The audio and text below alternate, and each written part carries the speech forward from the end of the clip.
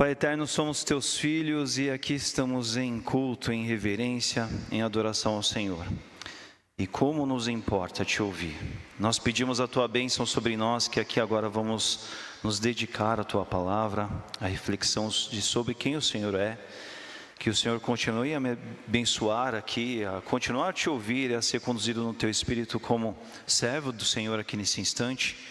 E vá falando comigo, vá falando com meus irmãos, que o Senhor use a minha vida como instrumento totalmente dependente do Senhor e que cada um que aqui está ouça o que o Espírito tem também a cada uma de suas vidas, que seja o nosso interesse, seja a nossa prioridade, Senhor Deus, se desconectar de todas as outras coisas para ouvir o que o Senhor tem a nos dizer e de forma pessoal, íntima e personalizada, como nos importa, como desejamos nessa noite.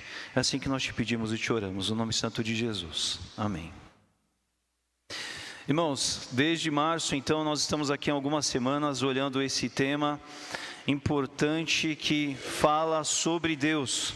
A gente tem olhado essa temática pautada nessa afirmativa. Sim, nós temos um Deus.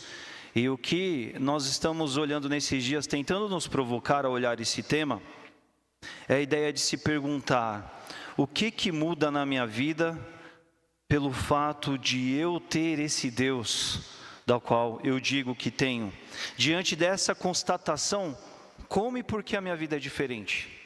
De que forma a minha vida ela é impactada, ela é alterada, ela é totalmente diferente do que ela era quando Deus não estava nessa vida. Essa ideia que a gente tem se provocado a esses dias.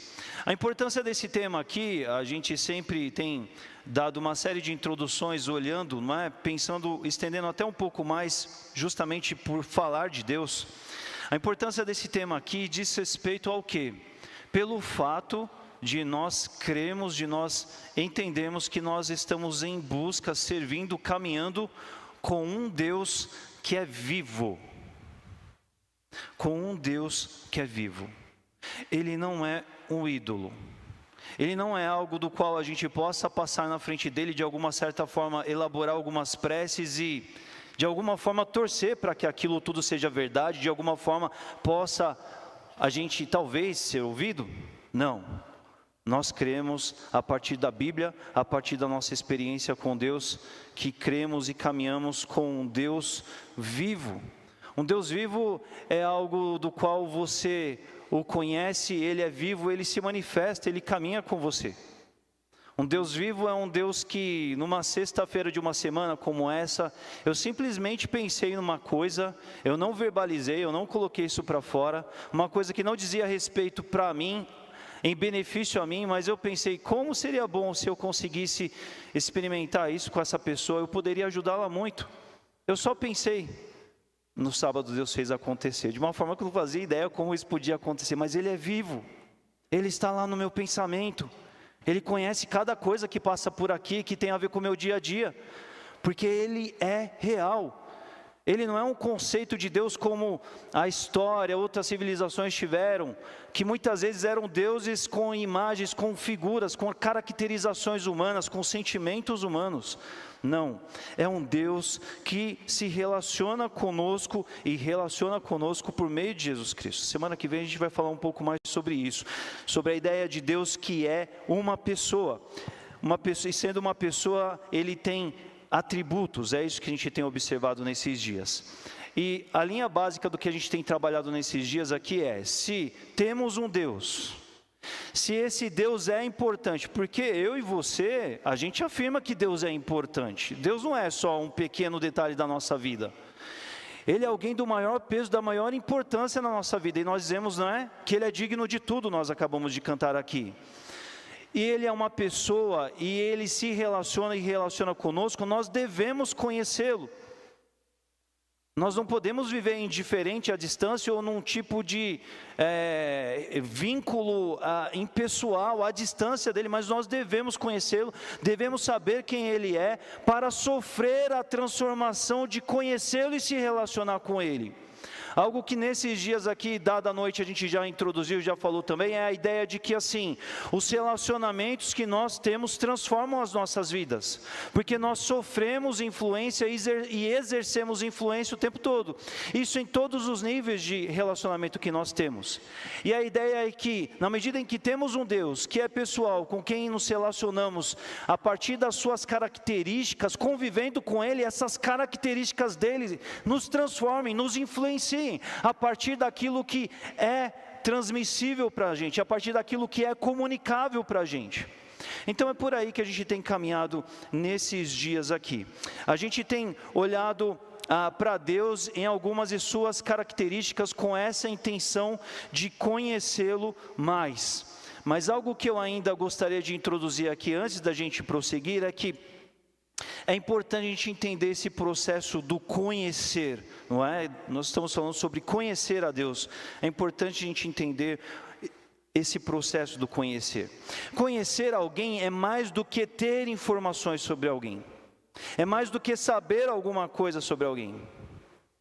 Eu conheço aqui a boa parte de vocês, mas muitos de vocês aqui conhecem poucos de vocês. Uma coisa é eu chegar para você e dizer assim: sabe aquela pessoa?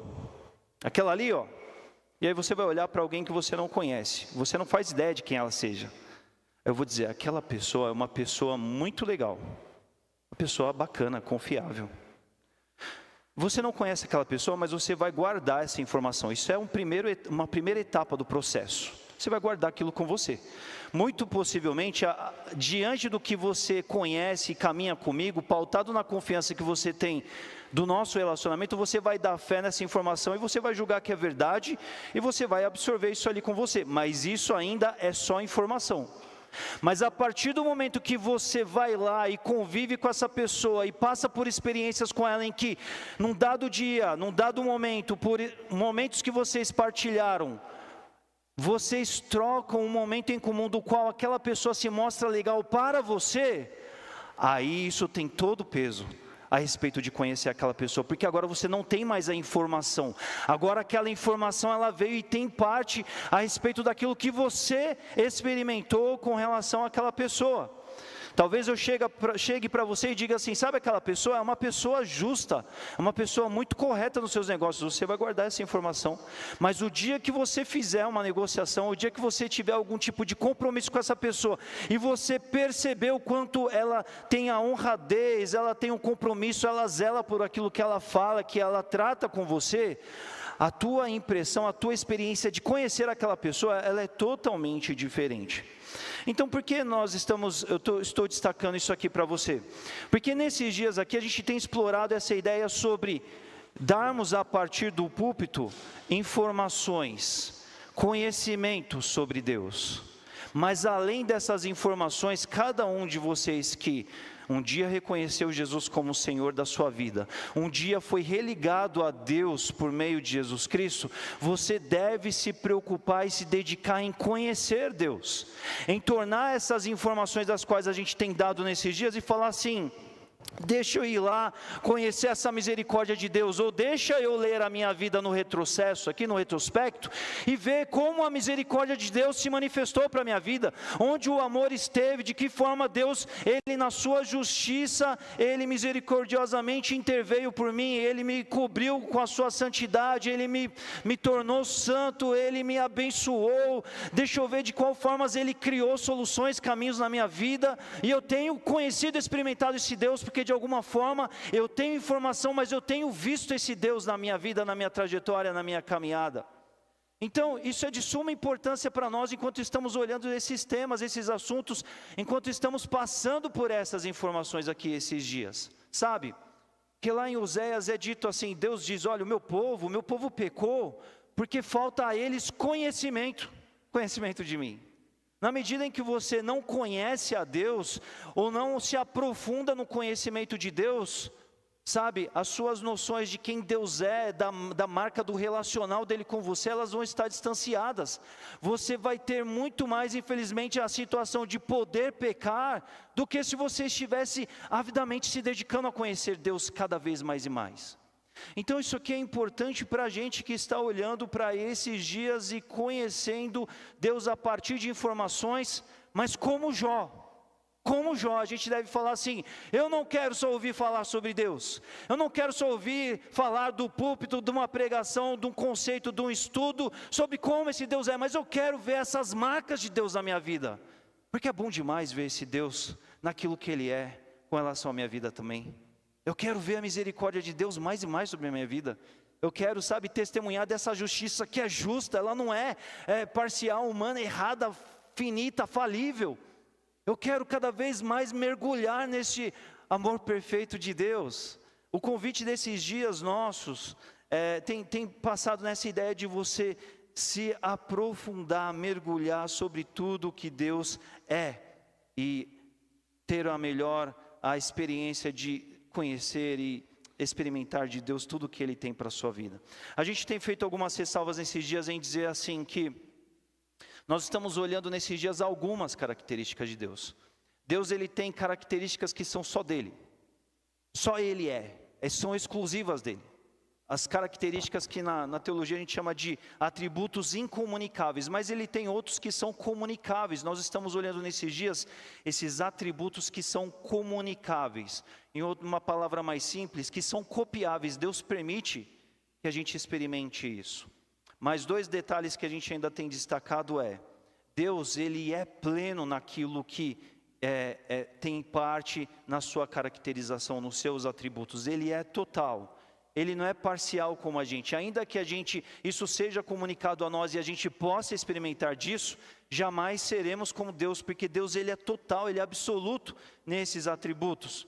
E algo muito interessante, e vai ser muito importante para a gente hoje também, é lembrar que esses atributos de Deus, eles são harmônicos, eles estão conjuntamente operando, interagindo em tudo que Deus faz. Diferentemente da gente, que muitas vezes a gente pode estar ali muito experimentando um dado atributo, mas não necessariamente vinculado aos outros como deveríamos, né? Uma questão de processo, amadurecimento e por aí vai. Essas são ressalvas importantes.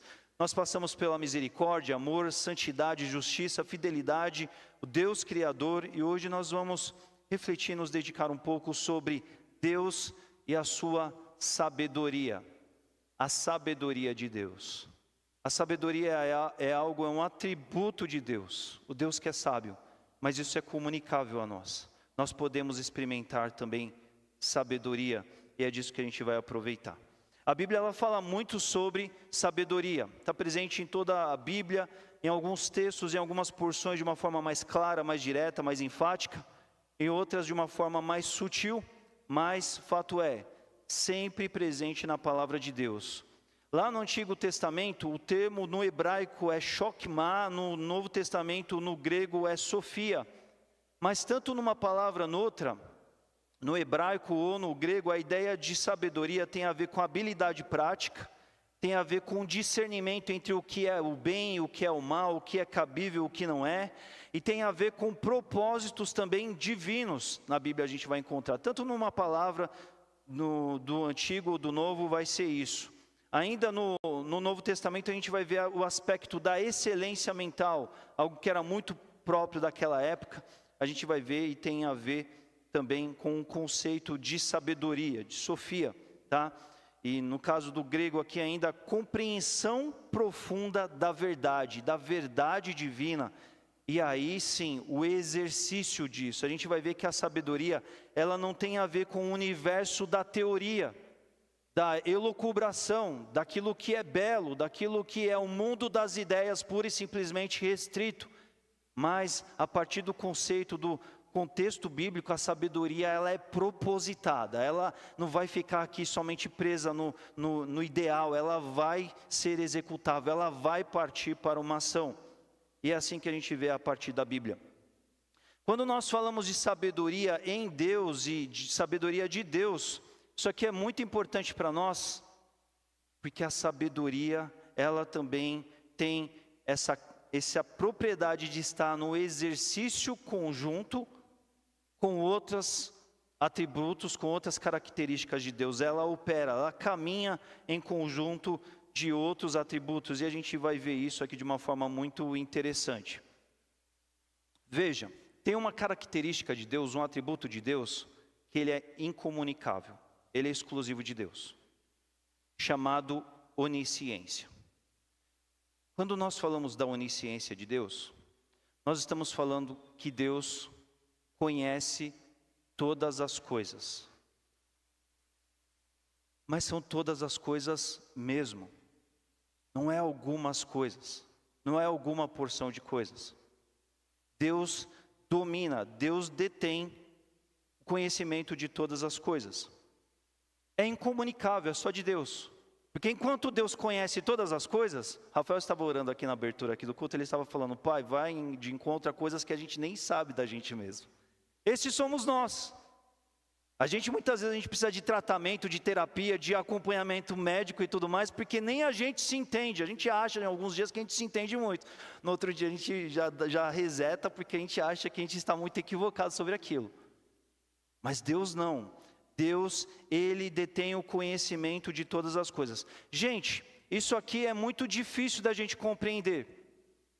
Porque a gente é tão finito, a gente é tão limitado, que é muito difícil a gente compreender um Deus que sabe de todas as coisas. É loucura, é insanidade, é desafiador, sabe? Mas é mais ou menos assim, ó, eu estou aqui pregando, eu estou verbalizando palavras para vocês. Enquanto eu estou verbalizando, tem uma série de ideias transitando na minha mente aqui no paralelo disso tudo. Deus sabe.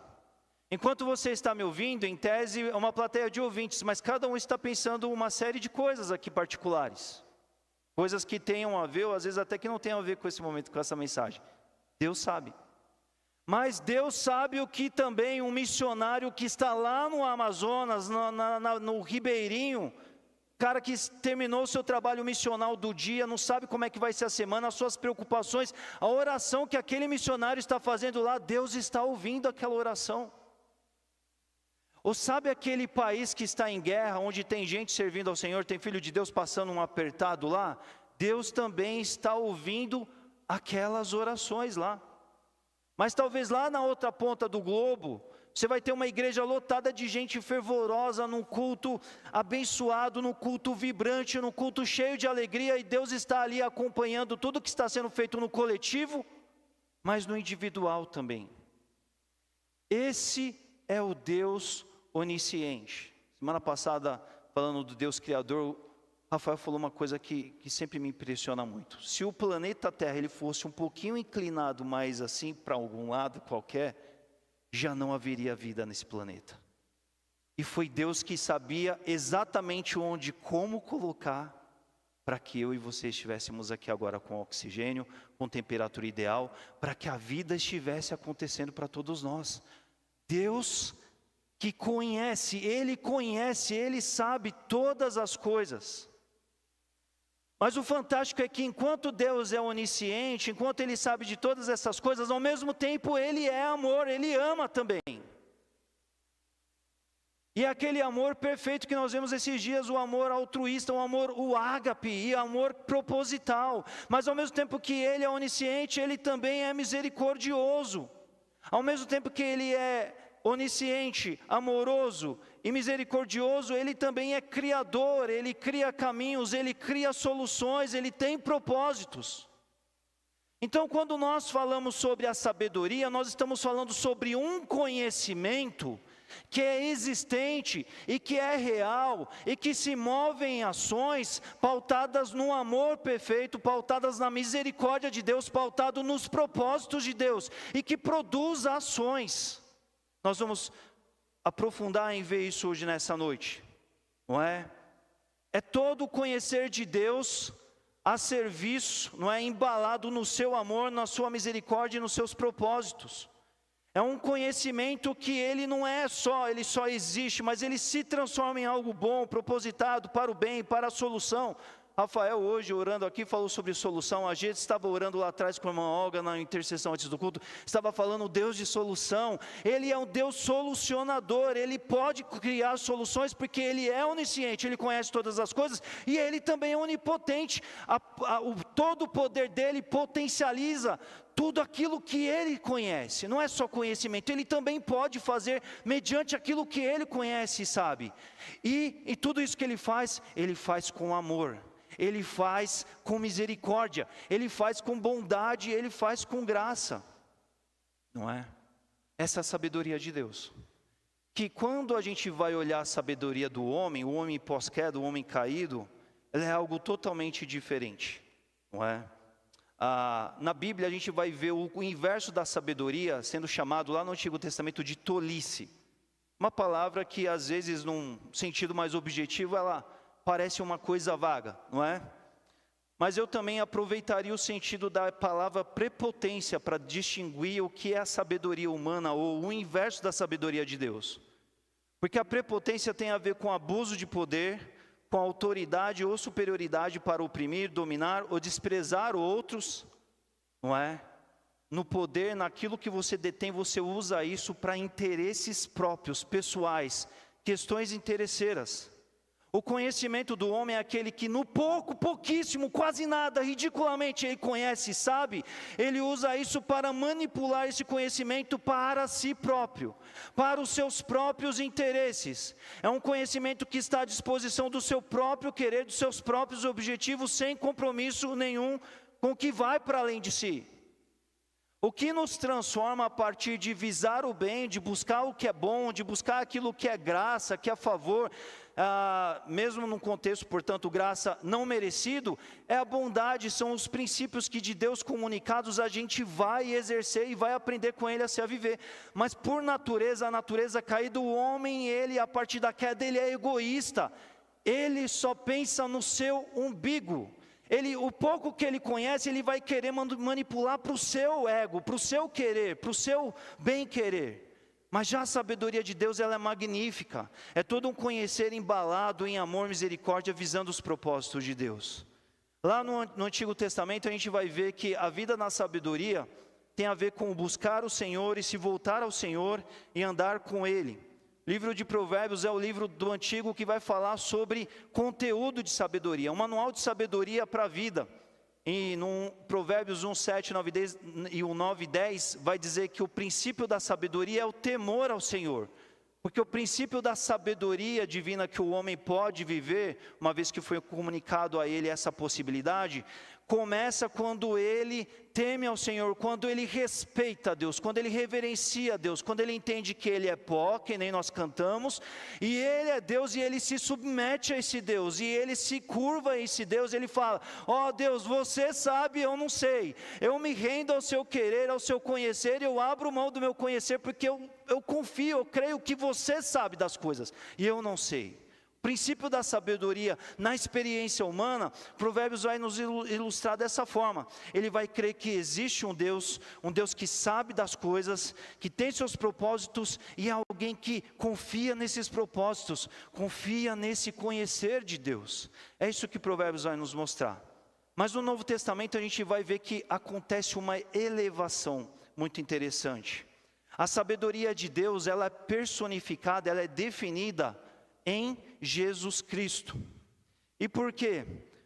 Isso porque Ele, Cristo, Jesus Cristo é a grande marca, é o grande indicador, é a grande demonstração da sabedoria de Deus, segundo tudo aquilo que a gente tem visto nesses dias. Porque veja, acompanha comigo. Deus criou o homem caiu, e Deus não negocia os seus atributos. Segundo a santidade de Deus, o homem seria consumido porque ele pecou. Seria exterminado, não é? Segundo a justiça de Deus, o homem merecia a morte, porque o salário do pecado é a morte. Acabou. Mas ao mesmo tempo, Deus também é amor, e esse amor é o amor que é o ágape, ele ama o inimigo. Enquanto o homem merecia justiça, enquanto o homem merecia ser consumido, ser exterminado por ter infligido a santidade de Deus, Deus continua em posse dessa característica que é todo ele, do amor, que ama até quando se faz inimigo. Deus continua misericordioso, e pela misericórdia nós vimos, ele se apropria da miséria do homem, e quer demonstrar graça. Então, como solucionar esse problema? O homem pecou, o homem merece a morte porque pela justiça e pela santidade de Deus ele não merece mais vida, mas Deus ainda ama, Deus ainda é misericordioso, Deus ainda é bom, Deus ainda quer demonstrar graça. Como resolver esse problemão? Não é? Como solucionar esse grande problema? Esse grande problema de um ser que foi criado para obedecer, mas ele desobedece e agora ele quer se colocar no lugar de alguém que deve ser obedecido, ele deve ser obedecido pela sua própria vontade. Como resolver esse problema? Como equalizar tudo isso? Como resolver esse problema atendendo todas as características que Deus é, sem se abrir mão de nada que Ele é também? Porque lembre-se, Deus não abre mão de um atributo para exercer o outro. Ele é tudo harmônico, tudo acontece de uma forma só, tudo acontece conjuntamente. Como isso acontece? É aí que a Bíblia vai demonstrar para a gente, o Novo Testamento vai demonstrar isso. É aí que acontece a sabedoria de Deus.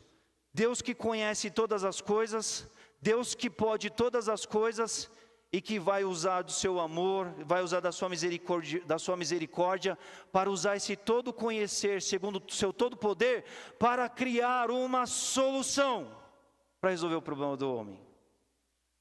Essa solução se chama Jesus Cristo. Porque Jesus Cristo ele vai resolver todos esses problemas. Não é? Todo esse gigantesco problema do pecado, da queda. Deus cria uma sábia solução chamada Jesus Cristo. Olha como Deus vai fazer. Primeiro Deus estabelece a lei sacrificial lá no Antigo Testamento. Essa lei, ela vai colocar o homem para buscar um caminho de tentar reparar a sua condição. Mas meus irmãos, a lei é impossível. Eu não sei quantas vezes você já leu Êxodo, Levítico, Números e Deuteronômio. É apavorante você ler o Antigo Testamento nesses textos e observar todo o conjunto de caminhar para, de alguma forma, atenuar, enquanto a solução que Deus sabia que precisaria, Jesus Cristo, não viria, é para mostrar para o homem que, meu amigo, você não dá certo sozinho. Que história é essa de mandar? Que história é essa de os outros vão me obedecer, eu não obedeço? Você não foi feito para caminhar sozinho. Não é? A lei do Antigo Testamento, em curtas palavras, é para atestar para o homem que ele não consegue se justificar, ele não consegue reparar a sua situação, ele não consegue se colocar santo, ele não consegue resolver a sua bagunça, ele não consegue voltar para Deus sozinho, porque ainda que haja o jeito que Deus diz, olha, vai lá, anota a cartilha, toma um manual, vai cumprir tudo isso, o homem não dá conta. Aí depois que o homem cansa, depois que o homem vê que não tem jeito, vem a solução em definitivo. Vem a solução chamada Jesus Cristo. Jesus Cristo é a sabedoria de Deus em exercício. Porque Jesus Cristo, Ele satisfaz a justiça de Deus. Jesus Cristo, Ele preserva a santidade de Deus. Jesus Cristo, Ele deixa fluir o amor de Deus por meio da sua obra. Jesus Cristo vai demonstrar a graça do Pai por meio da sua realização em obediência ao Pai. Jesus Cristo, Ele emana do seu oceano de misericórdia. Deus vai usar esse caminho, essa solução chamada Jesus Cristo. E tudo isso para o quê? Para alcançar o seu propósito. O propósito de Deus, a gente deve se lembrar, simples, claro, direto. João 3,16, é para que aquele que crê em Jesus, aquele que recebe a solução, aquele que se agarra à solução de Deus, não pereça, mas tenha vida eterna. A solução de Deus é arrancar da condenação eterna e trazer para a presença de novo, porque Deus ama, e apesar do homem ter feito uma grande bagunça, Deus quer que o homem ainda experimente a presença de novo, mas o homem não pode fazer isso sozinho, mas Deus prepara o caminho, Deus prepara a solução. O homem não dá conta de atender à santidade, o pacote sacrificial do Antigo Testamento, mas Jesus é o novo Adão que obedece até a morte. Jesus obedece ao Pai de todas as formas, Jesus rompe todas as tentações, Ele não cai como Adão caiu, Ele faz tudo como Deus o colocou para viver. Essa solução é Jesus Cristo. E o conceito de sabedoria de Deus no Novo Testamento é isso. E é maravilhoso a gente ver que é a partir daí que a nossa nova vida começa. Vamos abrir a Bíblia, agora a gente vai. Fiquem tranquilos, irmãos, não está fora de controle não, tá? Foi só a introdução, meu Deus do céu, né? 1 Coríntios 2, vamos ler. A gente vai ver em 1 Coríntios 2, exatamente a tratativa disso que o texto bíblico está falando, ok? 1 Coríntios 2, antes eu quero só assim, antes da gente ler, eu quero que a gente tenha em mente do que está acontecendo aqui. Para quem é aluno da nossa EBD, já tem um bom spoiler aí, porque nós estamos estudando Coríntios, né? Nesse semestre, então a gente já até passou por esse capítulo aqui. Mas olha, antes de ler capítulo 2 de 1 Coríntios. Corinto é uma metrópole romana, mas ela não é uma metrópole puramente romana, ela é uma cidade muito antiga, ela tem raízes gregas. Os gregos, eles foram aqueles primeiros amantes da sabedoria, vamos dizer assim, secular, comum, não é? Eles desenvolveram muito isso e Corinto, sendo uma cidade muito antiga, ela era uma metrópole comercial, poderosa, da intelectualidade da época. O Império Romano conservou as raízes, a tradição grega, por isso a gente chama greco-romana. E ali em Corinto você tinha uma prática da busca pelo saber, da busca pela filosofia. Os caras, eles gostavam muito disso, e havia ali em Corinto a prática dos embates filosóficos, das disputas. A forma dos romanos experimentarem tudo isso era competirem para ver quem era o mais sabichão, quem era o bom mesmo, quem era o bom de argumento. Eles se voltavam para o exercício da retórica, de como falar, de como se posicionar, de como convencer, de como ganhar a plateia. Isso era uma coisa que naqueles tempos eram muito vívidas e acontecia naqueles dias em que Paulo vai escrever essa carta aos Coríntios. Só que o que acontece? Muitos desse pessoal, eles se convertem, eles vão para dentro da igreja. Ok? Bênção, é o que a gente quer que aconteça. Só que quando eles vêm para a igreja, apesar de eles terem vindo para a fé e para o evangelho, eles vão viver o processo natural de transformação, e aí por ignorância, ou talvez em outros casos, infelizmente por conveniência, alguns deles, apesar de vir para a igreja, não mudava o chip, não mudava o drive. Ao invés de vir aprender sobre a sabedoria de Deus, sobre a forma de pensar de Deus, sobre a fé, sobre o evangelho, e se mergulharem nisso, eles traziam a mesma prática do embate filosófico, da disputa de conhecimento para dentro da igreja. E a igreja, que era um lugar para ser um lugar da fé, da espiritualidade, da busca a Deus, da submissão, da humildade, virava esse lugar das rinhas, das disputas humanas. E entre tantas coisas que estavam acontecendo na Corinto daqueles dias, Paulo fala assim: isso não é bom, eu preciso ensinar esse pessoal, preciso ajudá-los. E é nesse sentido que, entre outros assuntos que em toda a primeira carta, das que estão na Bíblia, né?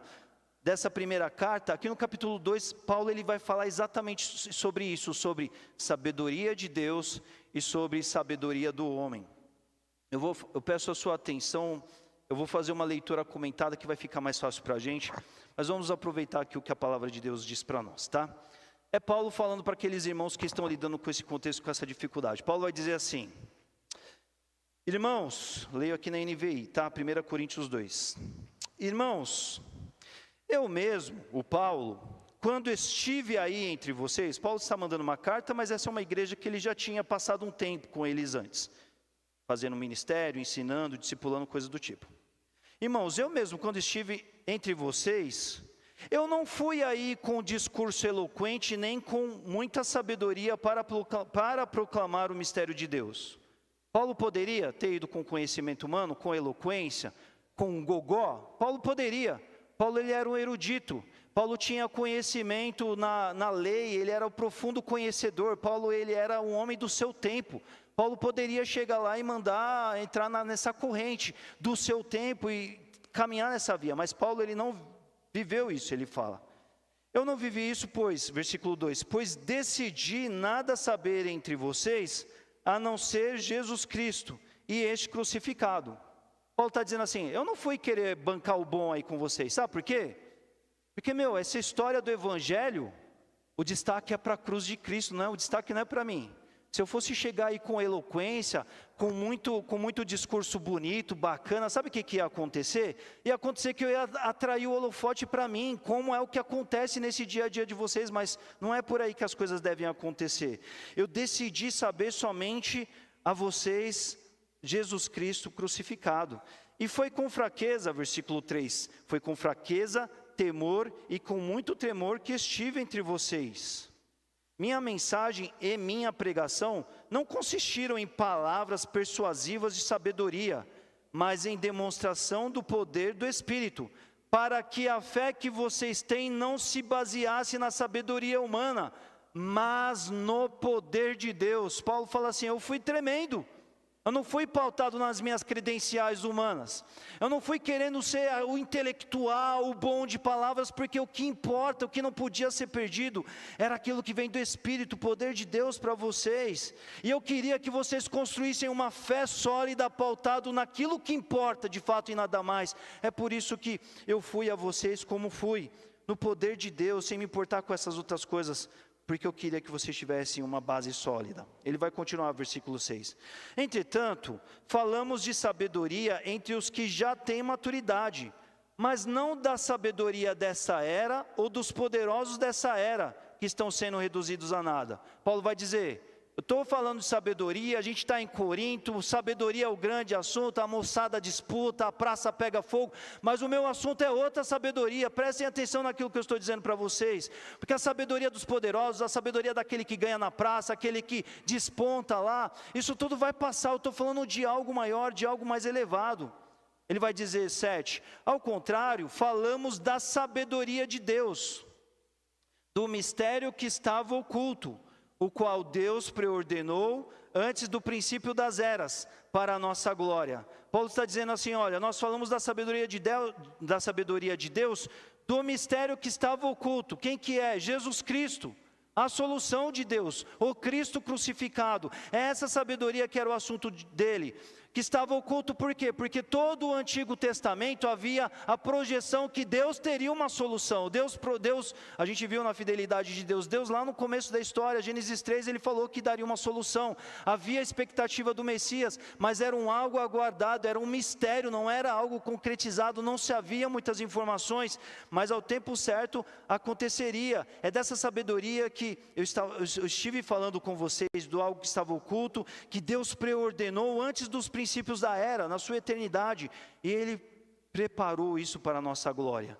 8, nenhum dos poderosos dessa época, dessa era, o entendeu, pois se tivesse entendido, não teriam crucificado o Senhor da glória. Eles não entenderam esse plano, esse projeto de Deus.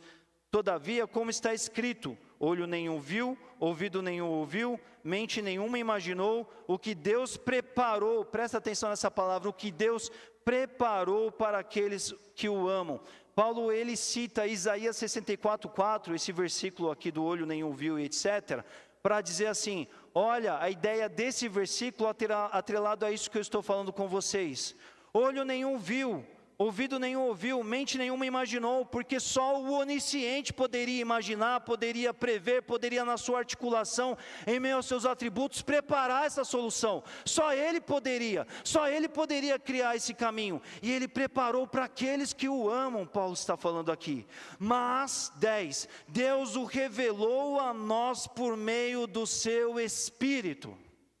A sabedoria, a solução, o preparado de Deus, aquilo que Deus articulou. Aí ele vai continuar, o Espírito, ele sonda todas as coisas, até mesmo as coisas mais profundas de Deus. Pois quem conhece os pensamentos do homem, a não ser o Espírito do homem que nele está? Da mesma forma, ninguém conhece os pensamentos de Deus, a não ser o Espírito de Deus. Paulo fala, olha, vocês estão acessando a sabedoria, o conhecer do projeto de Deus, da solução de Deus, porque o Espírito está sobre vocês. Ele é a concessão de Deus, é Ele que dá a fé, é Ele que faz vocês compreenderem o grande preparado de Deus, a grande solução, a grande sabedoria em exercício que traz a resposta para o homem. É isso que o Espírito faz conhecer.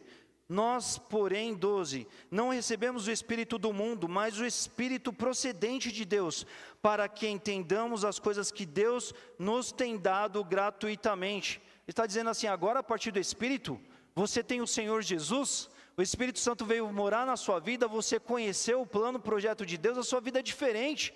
Larga essa sabedoria para lá. A sabedoria que importa é essa que o Espírito revela, porque Ele conhece da mente de Deus e Ele ilumina, Ele traz para você conhecer e experimentar o preparado de Deus para você que crê. Delas também falamos não com palavras ensinadas pela sabedoria humana, mas com palavras ensinadas pelo Espírito, interpretando verdades espirituais para os que são espirituais.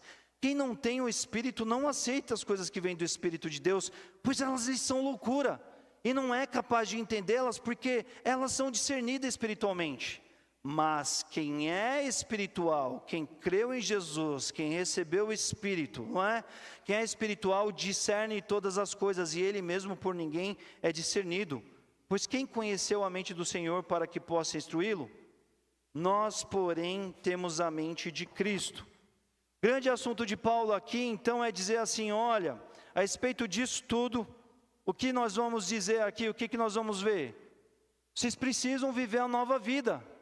Venham para a doce graça de Deus experimentar a sabedoria que importa. Venham mergulhar na graça de Cristo, larguem para trás essa sabedoria humana, essa sabedoria fútil, essa sabedoria da porta da igreja para fora que vocês experimentaram lá. Porque Cristo, o mistério de Deus, a solução de Deus, Ele é a revolução que a nossa vida precisava e Deus preparou. E a partir dele, a partir de Cristo, essa solução de Deus, o Espírito vem, e a partir de agora tudo mais será revelado, tudo mais será iluminado, na sabedoria que importa, na sabedoria que permanece, na sabedoria que preordenou Cristo lá do começo, que estabelece Cristo no agora e que segue para o futuro. Não é das coisas dos poderosos que vão passar, dos homens de destaque que vocês estão vendo e que chamam a atenção de vocês por aí. Mas vocês precisam viver a sabedoria de Deus. Viver a sabedoria que importa é o grande assunto de Paulo. Então o que a gente vê aqui? A gente vê que a sabedoria é de Deus. Ele é o Deus sábio, não é? À luz do texto que nós vemos aqui. A sabedoria de Deus tem a ver com essa sua onisciência, viabilizada pela sua onipotência, que segue propositada para em amor e misericórdia efetivar os propósitos perfeitos de Deus. Esses atributos comunicáveis e incomunicáveis seguem em ação conjuntamente para a manifestação de sua glória e seus propósitos. Esse é o nosso Deus. Esse é o Deus sábio. Esse é o Deus que prepara, que sabe como preparar, aquele que vê o que ninguém pôde ver, aquele que consegue construir uma solução adequada, perfeita, para solucionar todo o grande problema e os demais problemas a partir dele também. O maior indício e feito da sabedoria de Deus, Jesus Cristo. A gente viu o problema, a gente viu que Deus, quem Ele é, Ele não muda, e Ele proveu a solução.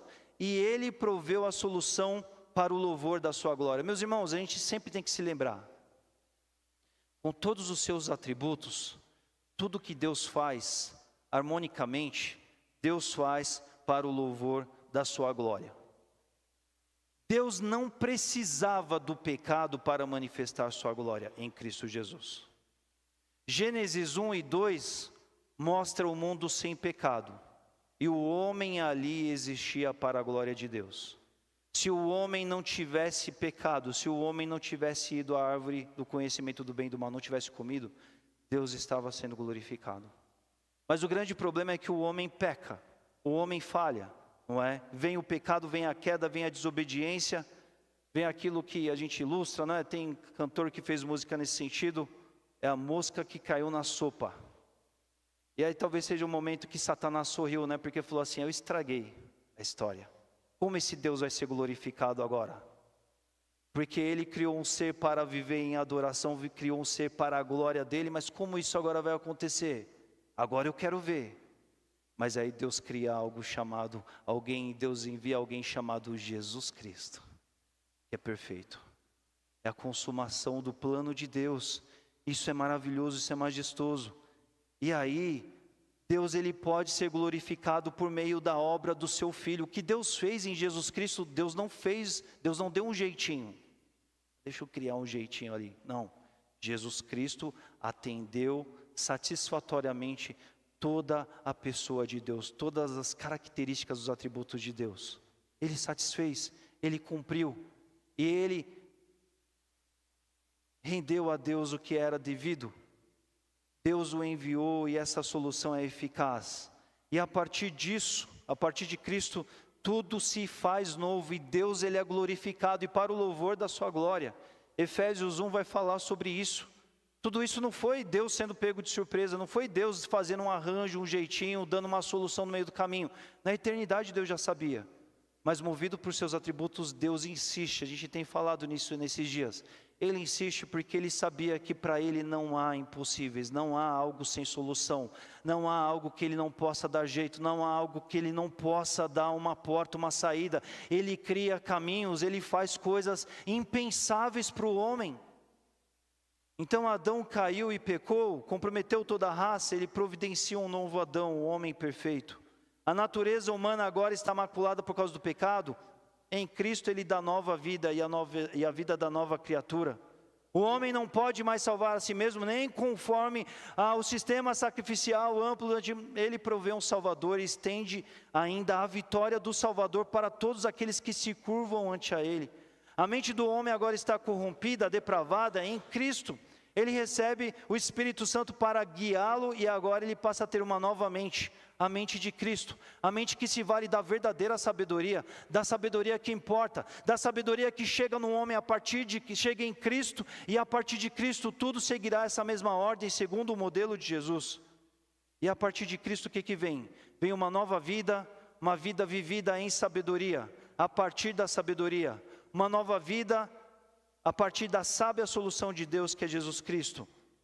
Uma nova vida para a gente imitar, para a gente copiar, sobre um novo jeito de viver, segundo um novo mentor, um novo ideal da nossa raça espiritual agora, o novo Adão, Jesus Cristo.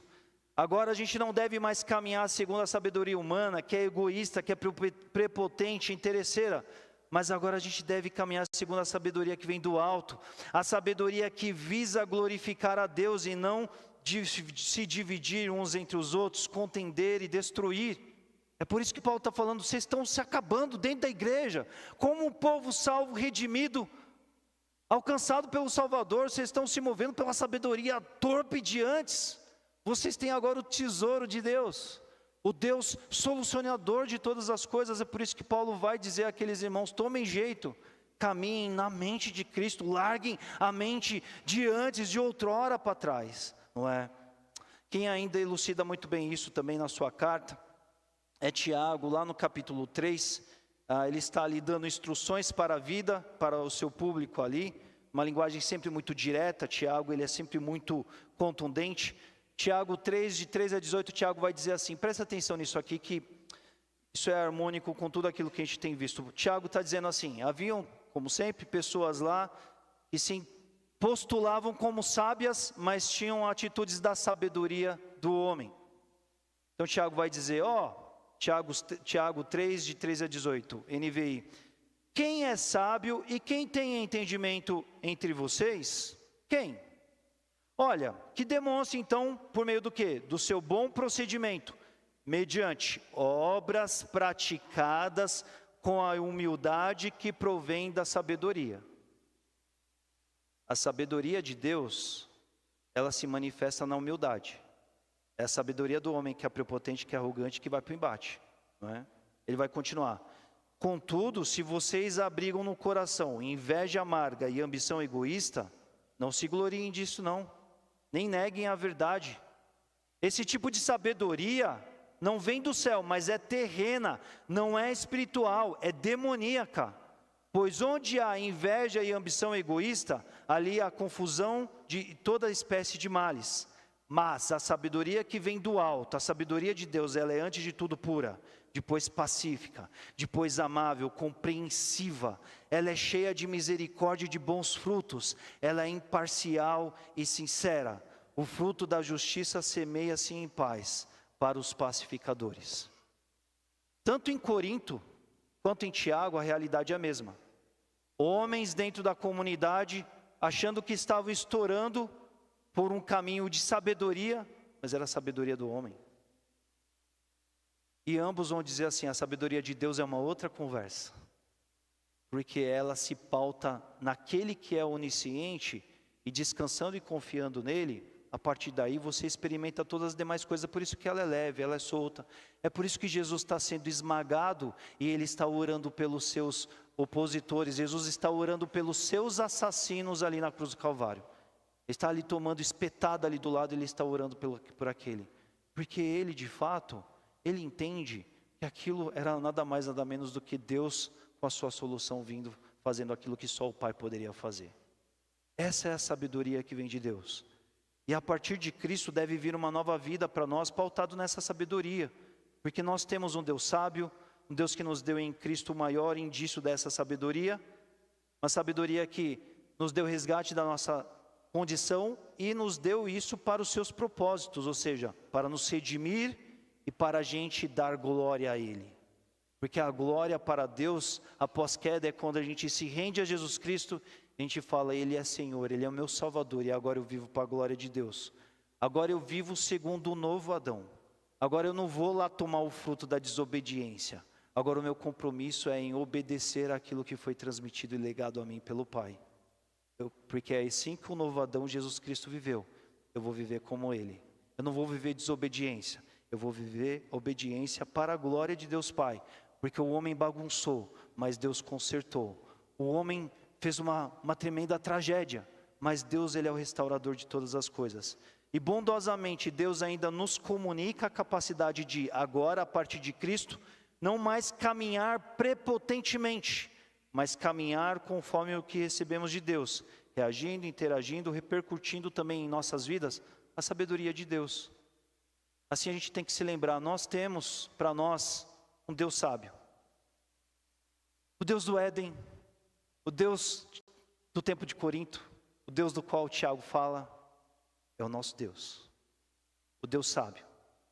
Deus que em Cristo trouxe solução. O Deus que é onisciente. Ele sabe de todas as coisas. E a partir desse conhecimento, Ele produz ação. Mas toda ação vem com amor, vem com graça, vem com misericórdia. Nos desígnios dEle, nos propósitos dEle, no tempo dEle. Mas sempre bom. E aí eu tenho que viver a vida de obediência, de abrir mão da minha sabedoria própria humana, finita, problemática, prepotente, para obedecer e me entregar à sabedoria divina que vem e vem a partir de Deus, de um Deus que é sábio, um Deus que prepara todas as coisas. A nossa vida ela é reconfigurada a partir de Jesus, porque é a partir de Jesus que nós encontramos a grande solução para a nossa situação. É a partir dele que tudo é renovado na nossa vida, não é? E a partir daí, a salvação é quando a gente, em Cristo, vê todo o sistema, é como se, tá? A gente vê todo aquele sistema complexo do Levítico num homem só sendo executado, por alguém que Deus preparou. Fazendo então algo que a gente não poderia fazer. E Deus envia, por graça e amor, para nos salvar. Deus faz isso por nós. Essa é a solução, essa é a sabedoria de Deus. Se Deus chamasse qualquer homem das épocas e falasse assim, olha, vai lá, resolve esse problema. Um Deus santo que não pode ser afrontado na sua santidade, um Deus justo que não pode falhar com uma justiça parcial, mas que ainda precisa expressar amor, ainda precisa verter misericórdia. Como é que você resolve essa equação? Nenhum homem, porque mente nenhuma poderia pensar, mas Deus pensou. E a partir de Cristo, tudo isso vem para todos nós. E nós precisamos então agora, a partir de Cristo, viver essa sabedoria de Deus na nossa vida. Mas pastor, o que é viver essa sabedoria de Deus no dia a dia prático, a partir da nossa vida e caminhada? A gente precisa confiar de verdade que a gente tem um Deus onisciente. Você precisa crer nisso. Você precisa se apropriar disso. Você precisa se jogar a isso. A gente precisa decidir por isso. Porque ler a frase, refletir junto aqui na mensagem, soltar a ideia no ar é uma coisa. Lá na sua vida, no seu dia a dia, quando você não entender nada, você precisa se lembrar, mas eu não sei nada mesmo. Mas Ele é onisciente. E o onisciente que é, Ele continua sendo bom, Ele continua sendo Deus, Ele continua sendo misericordioso, a graça dEle está ao meu favor, porque Ele é bom. É assim que deve ser, lembrando que Ele é onisciente, e se jogar e continuar a confiar. A partir disso, qual é o contraponto disso? A gente tem que abolir a nossa prepotência, o nosso querer entender todas as coisas, para preferir a vontade de Deus e abrir mão da nossa, em muitas vezes sim, maioria das vezes, não é? A gente precisa conhecer a Deus mais e mais para ouvir a Deus, para poder obedecer a Deus. Muita gente desobedecendo a Deus porque não conhece a Deus, porque não se interessa por Deus, porque não quer ouvir a voz de Deus, porque ignora a voz de Deus, porque está fazendo igual o antigo Adão, o velho Adão. A gente precisa, obedecendo a Deus, multiplicar o mundo de Deus aqui e agora. A gente foi chamado para a glória de Deus, vivendo segundo o novo Adão, vivendo na sabedoria que vem do alto. Nós vamos usar a nossa vida para glorificar a Deus, para mostrar a Deus para o mundo. Quando vierem os grandes embates das grandes sabedorias desse tempo, a gente suspira fundo, a gente sabe que a gente tem um mentor único, inquestionável, conhecedor de todas as coisas e que não falha. E confiando, a gente vai viver aquilo que Ele quer, do jeito que Ele quer, confiando nele, dependendo dEle o tempo todo, não é? Distribuir para o mundo, para a glória de Deus. E aí viver esse caminho que Tiago fala, olha, a sabedoria que vem de Deus, ela se marca por atitudes práticas do bom procedimento, vem com humildade, ela é pura, ela é pacífica, amável, acolhedora, bondosa, compreensível, cheia de misericórdia, ela é imparcial, sincera, de bons frutos, ou seja, tudo o que a prepotência não é. E assim que a gente termina esse tempo de pensar sobre um Deus sábio, porque por mais que às vezes a gente faça algum esforço em compreender aqui as bases do qual a gente refletiu nessa noite, na vida prática não é fácil. Quando o não chega para a nossa vida é difícil muitas vezes, porque Deus tem os seus desígnios, Deus tem os seus caminhos. E tantas vezes das nossas vidas, a nossa sabedoria ou a sabedoria dos outros homens vão ser totalmente, então, num grande palco da vida, está em confronto, e a gente vai ter que fazer uma escolha. A gente vai ter que escolher, preferir a que voz nós vamos ouvir, ao que nós vamos acatar, ao que nós vamos nos render. A gente vai crer de verdade que Deus conhece todas as coisas, ou a gente vai preferir tomar decisões e lançar as bases de confiança de uma decisão numa pequena porção que a gente acha que a gente conhece? O que a gente vai preferir? Adão e Eva ouviram uma meia informação desconversada. Eles falaram assim, agora a gente já sabe do que está em questão aqui, não sabiam. Tem a ver com isso. A gente precisa, para viver a sabedoria de Deus, crer de verdade que Deus é bom, que Ele é misericordioso. Isso é mais do que uma frase, do que um conceito. A gente precisa crer. Porque se você não crer, você vai desconfiar de Deus. Você vai falar assim, mas e se Deus falhar? E se Deus esqueceu de mim? E se assim, Ele pode até conhecer tudo, mas será que Ele está sempre a meu favor? Mesmo se você não crê na misericórdia de Deus, isso é um outro capítulo. Se você desconfiar do amor de Deus, você comprometeu essa compreensão toda. Porque a sabedoria de Deus, ela caminha por esses pilares, por essas bases. Esse é um tempo que, assim, para viver o propósito de Deus, para viver o que Deus quer para nós, nós precisamos esvaziar de nós mesmos e viver e caminhar segundo a nova sabedoria que vem a partir de Cristo na nossa vida. A gente precisa crer em Deus de verdade. A gente precisa, de fato, se jogar, depender, estar aos pés dEle. Não é fácil fazer isso, mas Ele é tão bondoso que Ele nos ajuda. Ele nos supre na nossa fraqueza. Convido você a abaixar sua cabeça nesse instante, pense na sua vida, pense em como você tem experimentado, pense na sua dependência de Deus, na sua confiança em Deus, no seu olhar para Deus, porque o tempo todo a minha, a sua, segunda, terça, quarta, a semana inteira, nos pedirá nos lançar a sabedoria de Deus E não é só falar assim, eu vou olhar para Deus, eu vou buscar fazer as coisas do jeito dele. Você precisa confiar em quem Deus é. Às vezes é difícil confiar em quem Deus é, porque você não tem o conhecido. Que nem eu falei aqui no começo. Vá conhecer Deus além das informações. Peça a Deus, Deus me mostre. Me ajude cada vez mais a confiar. Eu estou estabelecendo o primeiro passo de fé. Essa compreensão toda, ela é desafiadora para nós esses dias, porque são dias em que a nossa fé está sendo atacada ferozmente o tempo todo. Sem fé não dá para experimentar tudo isso. Nós precisamos crer em tudo isso. Nós precisamos nos lançar, ainda que a gente não veja. Ainda que a gente não veja o que Deus está vendo, o que Ele está pensando, nós precisamos crer que no que Ele está vendo, na sua eternidade, na sua atemporalidade, naquilo que Ele de fato está pensando ali, no seu todo conhecer e mediante todo o seu poder, no envolto de todo o seu amor, tem o melhor para mim, tem o melhor para você. Porque essa é a vida da sabedoria.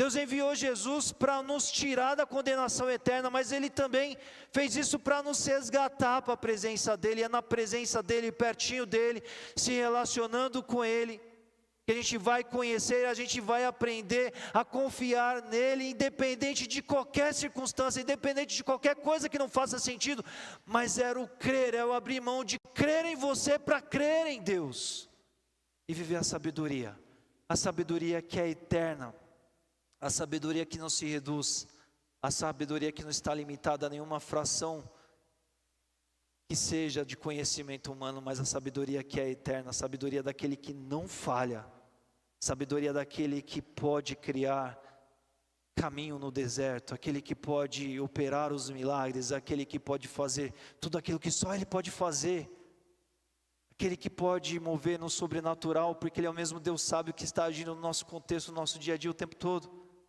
Deus que pode nos conduzir com a sua forte e poderosa mão em todas as coisas, e assim nos fortalecer a viver como comunicadores, como experimentadores dessa sabedoria, para que a gente inunde esse mundo por meio das nossas vidas, por meio das nossas experiências, por meio das nossas realidades de vida, nossos momentos de vida, com a glória de Deus, vivendo sabedoria do alto, abrindo mão da sabedoria humana, terrena, para viver sabedoria do alto.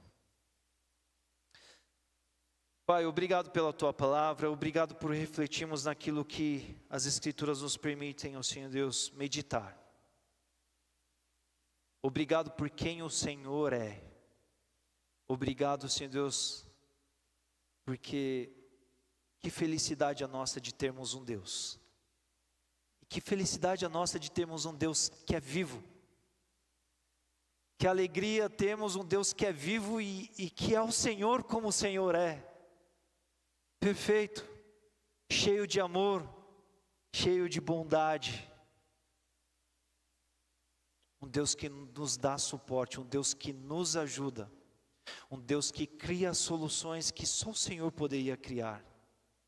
O Senhor cria. Ainda quando, Senhor Deus, como espécie a gente falhou, o Senhor que perfeito que é, ainda corrigiu o caminho em Cristo, para que a gente pudesse voltar a viver para a sua glória. Tudo isso a partir da salvação em Cristo Jesus. E obrigado. Obrigado pelo seu amor, obrigado pela sua obra, obrigado pela sua solução. Pai, obrigado pela salvação que temos em Cristo Jesus e nos ajude agora, a partir de Cristo, a vivermos a realidade dessa vida. Pai, ajude a gente a confiar de que o Senhor realmente sabe de todas as coisas e que o teu saber, Ele é infinito, Ele é superior, Ele é bom, Ele não falha. A gente canta isso muitas vezes aqui, ó Pai, juntos. Mas a gente precisa crer nisso, que o Senhor não falha no que o Senhor faz. Ajude-nos, Pai, a crer nisso. Ajude-nos a entender que o teu amor, Ele é perfeito, Ele não falha, Ele não é um amor falível. Ajude-nos a mergulhar, nos lançar nesse amor. Ajude-nos a entender que a Tua misericórdia, ela é é perfeita. O Senhor já demonstrou em Cristo o que o Senhor fez por nós. Como a gente não pode agora, Senhor Deus, se apropriar disso para as outras coisas que vêm a partir daí? Ajude-nos, Senhor Deus, nas nossas fraquezas. Nosso assunto de hoje, Senhor Deus, é ajuda o teu povo, ajude nós, o teu povo, a nos aproximarmos mais do Senhor, para te conhecer mais e mais, para ver, Senhor Deus, o teu agir, o teu manifestar, não somente por informações, mas por ver o Senhor agir nas nossas vidas, com a misericórdia, com a graça, com o amor, para que cada vez mais seja um prazer, uma entrega, uma decisão, ó Pai, sabe, Senhor Deus, de cabeça em crer que o Senhor conhece todas as coisas e descansar acerca disso. Porque isso precisa ser uma verdade, Senhor Deus, para que a gente glorifique o Senhor na maior proporção que a nossa vida deve glorificar. Do jeito que o Senhor nos criou para viver. Confiando no Senhor, crendo que é verdade, crendo que é real, crendo que o Senhor está a ouvir cada palavra e assistir cada um dos nossos pensamentos. E que em tudo isso, enquanto faz tudo isso, tem bondade, tem amor, tem graça do Senhor para todas as nossas vidas, Pai. Que a gente não queira somente pensar na profundidade dessas frases, mas que nós nos tornemos desesperados para presenciar disso cada vez mais nas nossas vidas ordinárias, nas nossas vidas comuns do dia a dia, Pai. Porque é a partir daí que a glória da Tua presença virá, Senhor Deus, é a partir daí que a gente se encantará pelo viver para a Tua glória, e isso, Senhor Deus, é algo que transformará mais e mais as nossas vidas e os nossos entornos onde quer que a gente esteja, porque estamos demonstrando, Senhor Deus, aquilo, ó Pai, que olho nenhum viu, aquilo que mente nenhuma pode pensar, aquilo que é insanidade, que é loucura para o homem comum, a alegria da humildade, a alegria da submissão, a alegria de viver o que o Senhor nos deu para viver, porque a gente foi feito para ser servo, para sermos teus filhos. Nós não somos deuses, Pai.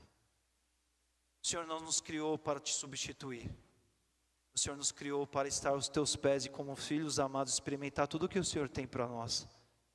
Essa é a vida do Éden que o Senhor criou. Em Cristo essa é a vida do resgate na redenção que o Senhor nos traz de volta para a presença para viver. E ainda que nesse mundo cheio de lutas, cheio de aflições, nós devemos nos animar, porque em Cristo, a partir de Cristo, o Senhor nos dá, Senhor Deus, propósito e força para viver na Tua sabedoria, para viver, Senhor Deus, motivados a experimentar aquilo que é supremo, aquilo que vem do alto da parte do Senhor, para acontecer nas nossas vidas e a partir de nós.